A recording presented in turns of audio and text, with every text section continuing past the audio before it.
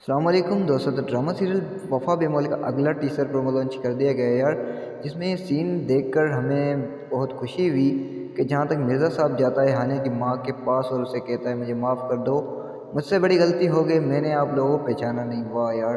फिर हानिया कहती है ये किस्मत हमारे साथ क्यों बार बार खेल खेल रही है, हमारे घर को खुशियाँ रास क्यों नहीं आती यार। और बीना बाजी कहती है अपनी बेटी को कि बेटा ये देखो, अगर अभी नूरी ने जाके सच बता दिया तो आज़र को, तो नूरी के तो नाजी कहती है आज़र कौन सा मुझे क्या करेगा, उसको बातें में कौन सा आज़र आएगा, पागल थोड़ी ना। और यहाँ पर जो सीन दिखाया गया कि भाई आज़र के पास खुल्ला का नोटिस आता है हानिया को, और ये सोच रहे होते हैं हानिया ने खुल्ला का नोटिस भेजा है क्यों, आखिर तलाक क्यों लेना चाहती है भाई, तूने क्या समझा तूने समझ क्या रखा है, हानिया अब तलाक क्यों लेना चाहती है यार।